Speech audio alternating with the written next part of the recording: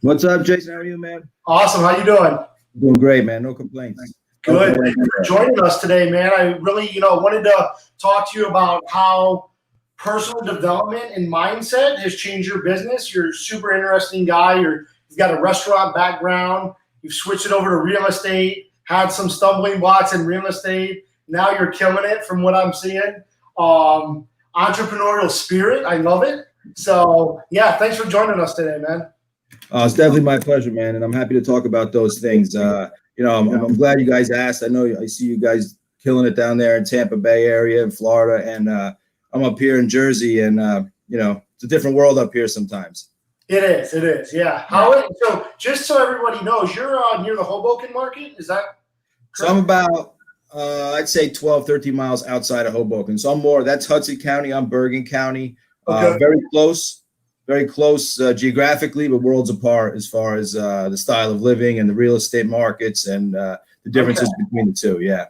Yeah, it's interesting. It's interesting how New York and New Jersey is so different from these small pockets. You talk about 10 to 12 miles around here, in the market's very similar, right? We're super low on inventory. The market's super hot. We've got an influx of people moving here. Tell me, man, I thought your story was super interesting. My wife comes from a restaurant background. You've got a restaurant background. And you converted that over to real estate. You learned how to not do it. And now you figured out how to do it the right way. Yeah, I always seem to learn that way, the hard way. Me too. What I mean? Yeah. It's a great education, man. It's a good teacher. Yeah. I had gone to culinary school. I got into the restaurant business, and that's where I learned a lot of my hospitality and a lot of my client services. I was in there for about 20 years, and I owned two little bring your own BYOBs. Around here, not all restaurants serve alcohol, so we didn't have the licenses, so we were BYOs. And it's a grind, man. It's definitely a grind. You're working long hours, you're working long days, and very few holidays off, if any. And you get to see when I took a step back after my first daughter was born and we were having our second daughter, I said, really, this is not for me, and I'm going to miss out on a lot of things you get only one chance at. Yeah. So I stepped back. I took a look at everything, and I was always surrounded. I made some real estate investments. I had some properties. I dabbled in that stuff. I liked construction, and I hopped into the real estate business. Got my license and started from scratch. Again, I guess about 5 years ago now. Okay, cool. Yeah, real exciting. And so you went your first year. So how were things your first year versus where you're at now? And for some of the other agents that are going to watch this, what were the key factors of going from, I like to call it going from zero to hero? Yeah, it's crazy. My first year was an absolute disaster, basically. I leave the restaurant business, and, you're doing what you think you're supposed to be doing and generating leads, going to open houses, and you're not making any money, and you're burning through savings and whatnot. But at a certain point, I figured, you rip the Band-Aid off and you grab for that ledge, and you hope you hold on, So absolutely. You get some pressure around from people, and you get some pressure at home, and you're realizing, man, I'm working hard and I'm not making money, And then I kind of just said, all right, I know this is for me because I enjoyed it. I got a return that way, and not financial return. It was rewarding for me. And you surround yourself with certain people, and you get accustomed to a certain mindset. And then from there, that rubs off on you. And I think initially I was surrounded by some of the wrong people. And then I found a great group. And I guess the first 8 or 9 months, I made basically nothing. I think the first year I made 25, 30 grand doing this, maybe. And that's not common in the real estate industry, right? Yeah. The majority of agents don't even make minimum wage, right? Which is why we see 2 years down the road, 88% of those agents are already out of the business. Yeah, they're gone. Right. Yeah. And that's I can understand completely why. I'm sure you can too. It's tough. I remember my first check. I worked so hard. It was 8 weeks. I was on a team. I was splitting everything here, there, everywhere. It was like $1,400 or something. I said, "Oh my God, this is not worth it." So I kind of stopped listening to certain people and dove in on my own and started learning about how to approach things, how to look at things, and how to keep focused. And I just kind of put those blinders on and went forward and got to a spot where I made a little bit more money than I understood. how to really generate, how to keep your warm leads going, how to generate things from your sphere, how to get your name out there. And then, it gets easier.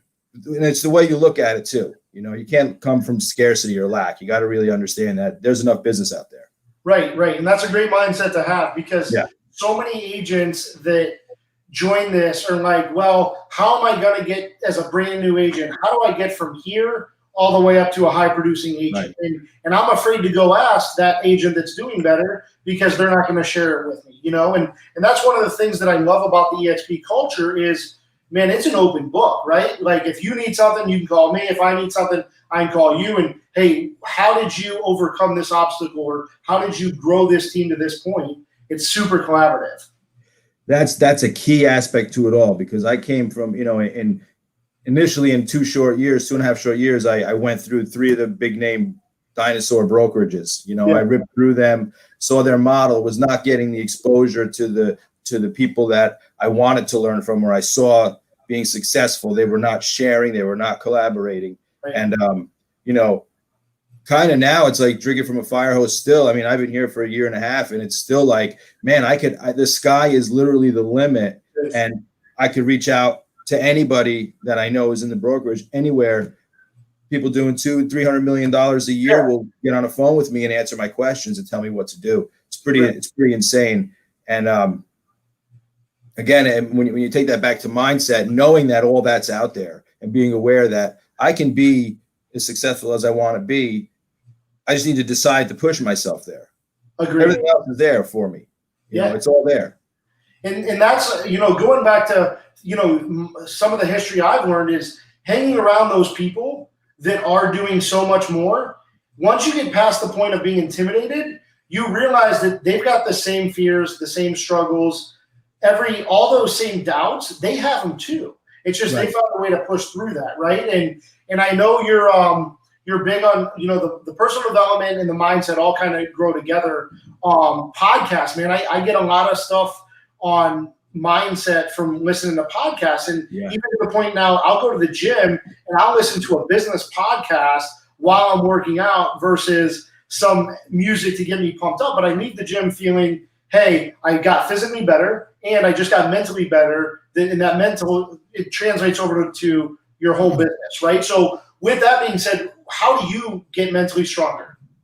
I'm a big reader, Audible book listener guy. I do a lot of that. I haven't, I try to get into the podcasts, and I'm just a creature of habit right now. I click on the Audible, or there's a few other things that I check out, but I'm a reader and an Audible guy. I love listening to books.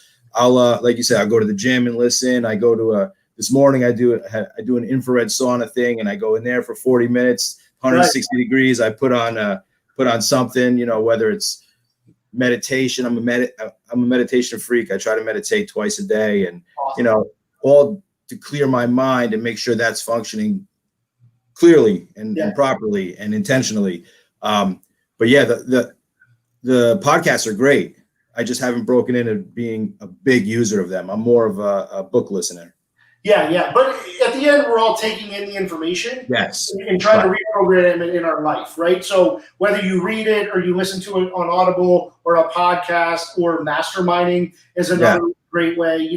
I love that you brought up clearing your mind, right? So I've had these conversations recently where when you are running successful businesses, and this can translate from real estate to a million other businesses, your mind is running at a high level the majority of the time you're awake, right? And then you throw in kids and you throw in spouses and things like that. If you don't take that time to go clear your mind, all of the other stuff that makes you successful, I feel like, starts to get jumbled up. So you meditating is a great way to get your mind clear and help with that mindset growth. Me, I'm a beach and mountains kind of guy, right? So I try to jump out on the boat once a week, get out on the water for a few hours. That clears my mind. Sometimes we take some trips up north to Tennessee for a day or two, and that does it for me. So yeah, man, I'm on the same wavelengths with you with that stuff. It's real important. It's super important, because I didn't do it for years, especially when I had the restaurants. I never took not even an hour or 2 hours to kind of just, even you can walk around the block. It doesn't matter. Just get your mind chilled or calm. And, like you, I like to be outside. I'll go for a walk. I'll start a fire out in the yard and sit around that just to kind of zone out and get the clutter out of the way. Because it's a malfunction when you got too much up there and you got too much running. And I can't get enough accomplished then. Right. Yeah. No, I agree. And I think similar to your background, so when you own a restaurant, you're pretty much married to those locations, right? And you're stuck inside those businesses 12, 14 hours a day doing that grind. I come from a car business background where it was a similar situation. I'm stuck inside a building 12, 14 hours a day. So you don't even have time to go out and clear your mind. Whereas in an industry like this, we can go out and meet a client. We can go to Starbucks. We can take that 30-minute meditation before you go meet your next client or have your next appointment. So there's a lot of flexibility, I feel like, in this industry versus having a retail establishment where, in a sense, it's almost like a prison. Yeah, totally. That's at the end of the restaurant career, I was burnt and I knew it. And, I said, I'm going to be the last one at this party if I don't make a move, first. Yeah. And I can't do that. So, I felt almost imprisoned, like you said, because you have to show up. You have to be there. You have to be, somebody doesn't show up, you're picking up the slack or you're doing their job. Yeah. That was always happening. Here I can, within reason, we make our own schedule, right? If I'm running 30 minutes early, you're right, I could stop and meditate. Or if I have a listing presentation, I prefer to put some music blasting. I mean, I know the presentation, I know what I'm going to say, and just dump my mind out. Just go in there, calm and cool. And, it's a wonderful career and it's a wonderful opportunity, and it fits the way my mind works and it fits my entrepreneurial spirit, which I feel like you relate with as well. For sure. And I've got 3 kids. You've got how many? I have 3 daughters. 3 daughters as well. Right. All right. So yeah, man, we're on the same page with that. But you have 3 daughters? No. So I have 3 kids. I've got 2 daughters and 1 son. Right. But yeah, 3 kids. But all of that even translates into, how we are as fathers and how we are as spouses. I know sometimes if I miss a day or 2 at the gym, Jen, my wife, she'll look at me and she'll be like, man, go to the gym. Like, you know what I mean? She's like, you need to go handle that because that helps clear your mind as well. So all of this stuff is awesome, man. I love it. Tell me a little bit, man, about your market, right? What's going on with housing in the market you're at, and how's it going post-COVID? Are you guys, and how far post-COVID are you at this point? So where I am, we were central hotspot in the beginning, April, May. We were getting decimated. It was terrible. My home where I am right now is about 14, 15 miles outside of Manhattan. Not far, 30-minute drive. Yeah. Bergen County. I think I don't even remember. We had thousands of deaths where I live, people in my neighborhood, and it was insane. And now, so we're pretty far past that. My kids just started going back to school on a limited schedule. And what's going on where I live, there's an exodus from Manhattan, exodus from the city, as everybody's aware. And people were living here anyway. This was a normal progression. You go to the city, you get married, you move out, you have kids, come to the suburbs. It was a normal thing. Now they're like running from New York City, and they're coming out to where I live and where I do most of my business, which is Bergen County. It's not uncommon for me to be bringing out buyers and looking at $800,000 houses, and they're going for $875,000 to $9. You're waiving inspections, you're waiving appraisals. Listings I put up, 36 hours, I'll have 8, 9, 10 offers. Yeah.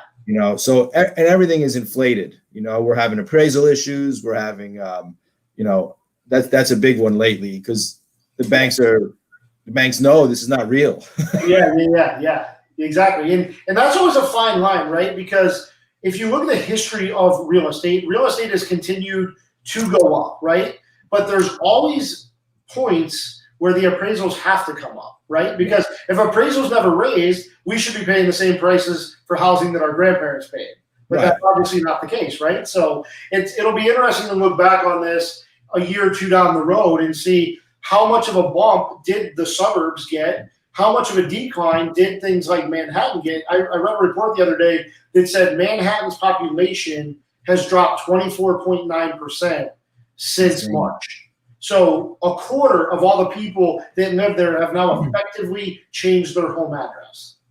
Yeah, I was reading similar stuff saying that there's 16, 17,000 apartments vacant, like sky high records, breaking through everything.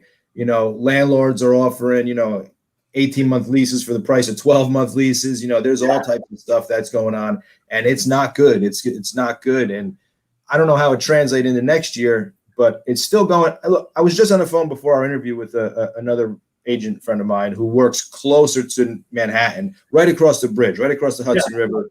He's in Edgewater. He said he felt last 2 or 3 weeks a calm, kind of like people pumping the brakes and saying, all right, like, maybe let's hang out for a little bit here and try to make some sense of what's going on. Right. And I feel like this is almost like a market correction needed for some of these areas like Manhattan, right? I mean, you guys had some of the highest, not only rental prices, but purchase prices in the entire country. So this kind of helps bring it down. Right now, there's an exodus. Right now, you've lost 1 out of every 4 people. But what's going to happen is all these other people over here are going to be like, man, that rent or that house that we could have bought is now at a discount compared to when we looked at it at this time last year. And I think that's going to bring everybody back, right? New York's a city, man. I mean, that place has been through all types of economies. It's coming back, right? It's not New York.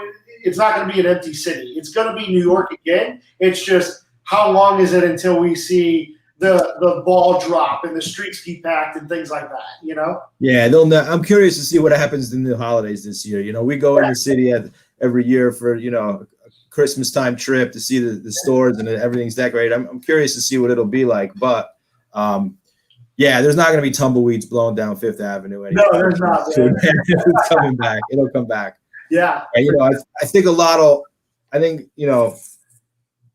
will be determined on November 3rd. Whoever you're voting for, that's a different show, but that'll change. That'll make some determinations too. It'll bring a calmness, I think, right? The country as a whole has a lot of uncertainty right now. And, once this election decision is made and it's final and everybody from both sides comes to an agreement, or not an agreement, but comes to an acceptance of it, right? Right. And then you can move on, right? And I think we're going to see it in the markets as well. The stock market recently has just been ticking up and up. As we get closer to the election, the markets hate uncertainty, right? So I think we're going to see a good pullback in the stock market, which honestly should be a great buying opportunity for a lot of us. And then come a few days after the election, when the acceptance is there throughout the country and people realize, hey, this administration or that administration is the next one, they're going to start planning their lives again and going forward. And a lot of that translates over to the housing market, because the stocks and the housing market, they're very intertwined. And a lot of it is people's hesitation or ability to move forward and when they're ready. And then that affects the overall market. So, yeah, man, I agree with you.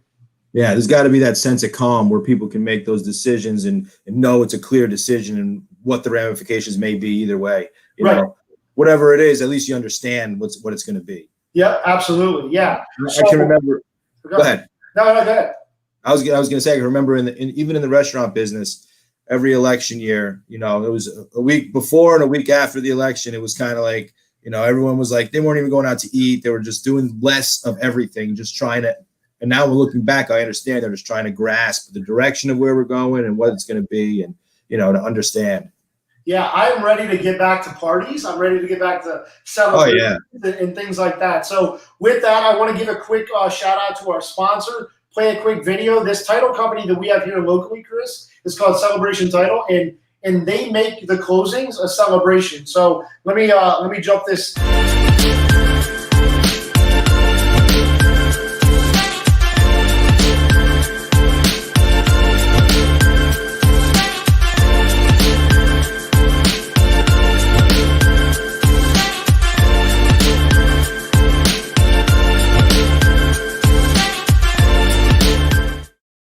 So they're popping bottles to celebrate closings, man, which is awesome to do. But I can't wait to start popping bottles for parties of big people again, I think that's a great idea, man. I think that's a really cool way for this title company to be marketing themselves. I think that's a lot of fun, man. That's really awesome. It is. It takes kind of the stuffiness that's typically associated with a closing and the seriousness of just sign here and blah, blah, blah. You know, just turn it into a party. And the reality of it is it should be a celebration, right? I mean, buying a home, whether you're going to live in it or it's another investment piece to your portfolio, man, it should be exciting every time. Absolutely. It's a huge thing. It's a huge asset, whether you're buying or selling it. And, you know, it's treating it that way is the way it should be. Absolutely. Yeah. So as far as real estate investing goes, Chris, how involved are you in that? I'm in a group that we do a bunch of flips, and we're always looking for properties, looking for, the foreclosures or the short sales. Yeah. I have had a few investment properties. I'm actually right now not holding any. I had gotten rid of a few, and it's quite the seller's market up here. So we dumped, and now we're trying to be patient and see what's going to be, and wait for things to come back down to earth. And there's different ways I look at it, but I think at some point after the new year they're going to release the foreclosures again, and things are going to unfortunately move in a direction that may not be great for everybody, but if you're positioned properly, you can take advantage. Yeah, so this is interesting because I've had some of these talks recently with some of my investment partners, and then also some clients that we manage some of their properties. We represent them on investments. And what I think, and this is, in my super small bubble of suburbia of Tampa, if I look around, the majority of people that I know in this direct market haven't really been affected financially. They haven't lost their job, or if they did lose their job, they already got another one. Where I do see it more affected is it seems like it was more of those sub $50,000 salaries, right? Or those sub $50,000 income. So whether it was that, server at the local restaurant, or I've seen a lot of blue collar stuff, people struggling on that because they lost their job. The good thing is, the teachers that I know that were basically laid off or temporarily laid off from some of the smaller private schools, they've been called back now. But to your point, Chris, I think we're going to see some of the foreclosures come through on the lower end homes, which are typically great rentals, right? I don't think some of the suburbia America, maybe where you or I live, I don't think we're going to see really any of that. And the other thing is, if those homes do come on the market, at least in our area, these people are not underwater, right? If you bought your home 2 years ago here, you're 6 figures plus ahead in equity. So there's going to be no need to short sell that. But maybe that person that bought a home 4 or 5 years ago in not downtown Tampa, but in maybe a smaller equity area of Tampa, and a lot of times we had no money down programs, right? They might not have that equity. Right. Where they can just sell it and get out. Those, I think, are where we're going to see those short sale situations, which we all know there's a million investors right now sitting on a lot of cash that are ready to come in, buy those, rehab them, which also helps the neighborhood, right? Yeah. And turn them into rentals. And I don't know about your market, but my market is super low on rentals. The demand for rentals is crazy. Every time we list a property on our property management side, it's basically the same situation, right? We have multiple people inquiring. We've had people offer to pay over our asking price for rent. So what does that look like where you're at? It's a very similar situation because we're low inventory on everything. Yeah. But the rental market is huge right now. We've had people coming out of the city throwing crazy numbers at rentals just to get out. Wow. And you're talking about something that could be $4,500 a month, $5,000 a month. They're offering $1,000 more than asking. They're offering really strong stuff. And I was searching for a rental today for somebody else. There was 2 available in his price range, and it was a $5,000 a month price range. So there's not a lot. It's not a lot, and the market is just so low on inventory with everything that once this I don't want to say bubble pops, but once we get that push forward where you get these foreclosures coming, we're in an area where most people have equity, but now I'm hearing from a few sellers. They're kind of calling and whispering and saying, listen, I was on deferment.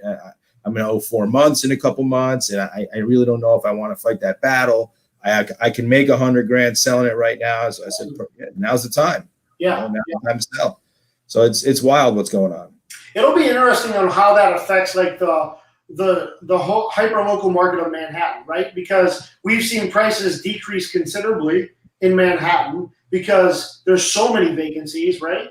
Right. But I gotta think, just knowing from the little I know about Manhattan, how this economy is going, I gotta think that these are going to start to be a buy, right? Because if you can buy these Manhattan properties now at a discount, and you can get through, in my opinion, maybe I'm overly optimistic here, but I'm thinking 6 to 12 months, we're going to be back to a normalcy, or at least I'm hoping that at least. Right. But if that's I agree. Yeah, Manhattan should be back, right? Like, so if you know you can buy something that's going to appreciate 25%, or even if it doesn't go all the way back, right? I mean, what are you seeing in prices? How much have they dropped there? So I think you're about right. You could say 25% is fair right now. Okay. And some of the issues that I see now where I live, even in my neighborhood, I have plenty of other dads that I speak to that usually commute. Yeah. Now, those companies are saying, we're not even considering coming back until January. And if you don't live in Manhattan, if you're going to take public transportation, we don't want you back at all until there's a vaccine. Right. So, I mean, look, everyone says, when's the vaccine? But that's going to play a role in, like we're talking about, this 6 to 12 month period of recovery. I can't see another 12 months of this, in my opinion. I can't see it going that long. And once the people get back to working in the city and commuting, everyone's going to move back and everyone's going to buy again. The people that rented are going to head back. The people that are commuting now from farther away are going to go back. So, like you said, I think, 6 to 12 months, we should be back to normalcy. Maybe 18 to 24 months. I think you make some good money if you can purchase a property in the next 6 months over there. Yeah, that's what I'm thinking. I mean, if we just use that baseline of 20 to 25%, right? Let's say in a year from now, the market only comes back 15%. Right. Where else can you go park your money into real estate and get a 15% return in 12 months? I mean, I think that's a pretty attractive piece. I don't currently own any property in New York, but It is definitely something I think worth looking into from the way things are going. Yeah, I mean, these prices are going to be depressed and remain depressed for a while. Who knows if the exodus is over yet? If we get some type of a flare up over the winter, it may drop more, may drop another 10 points. Right, and what'll happen is Florida may start sinking because we're getting more and more people moving down from New York and New Jersey. I mean, man, I'll tell you, when lockdown first happened, I was out every day with clients, right? And almost all of them were from New York and New Jersey. And we did the face mask, the gloves, the hand sanitizer, the booties on your shoes when you walk in. I mean, we took our precautions. Right. And I know a lot of people that are like, I'm going to buy a second home here. And now I talk to them a few months later, and they're like, you know what? I don't know that I'm going to really go back. I think this is going to be my primary. And New York, New Jersey is now going to be my secondary. And with the whole shifting with marketplace, right, as far as people don't have to physically go to buildings anymore, I think we're going to see a huge geographical shift over the next 12 months. And it'll be super interesting to look back at this in a few years, because look at how that's going to affect our kids and our grandkids, because we've now had so many Northerners, and we're from Ohio, right? So we already made this north to south move. We just did it a few years ago. So that migration pattern, I think, is going to be super impactful, on a national scale. Absolutely is. I can't imagine. I never thought, where I live, where I call home, the amount, like, you're driving to the city now, there's no traffic, you cruise in, you could park. Like, it's an insane different. It's different. It's so different. Yeah. Like, I had family friends that were going into the city, and they brought a photographer, and they were taking pictures sitting down in the middle of Fifth Ave, and this was in May when, they're sitting there, just as a gag, but that's what was going on. And that's how it is. And like you said, the whole geography is going to change, because there's going to be more acceptance of the virtual work lifestyle. There's going to be more acceptance of, people understanding that, You can get as much work done. Location freedom is a real legit thing now, right? Yes. People are working from wherever. Yep. You know, I spent a month in Florida this summer in July. We had no camps. We rented a house. We went down to Key Largo. Nice. I sold 3 houses virtually. You know what I mean? Over $2 million in sales. And to me, I'm like, dude, I could be anywhere now. Yeah, it does make you think that, right? And then even if you dive a little deeper into it, then it's like, well, if I make my residence here, I'm going to shave what, 40? I don't know how much the tax difference is, but you're going to save a lot of money by doing that. It's a lot. You know, my income tax probably will be, you know, state income's over 11% now. I go to Florida. What is it there? What's in Florida? State is 0. There you go.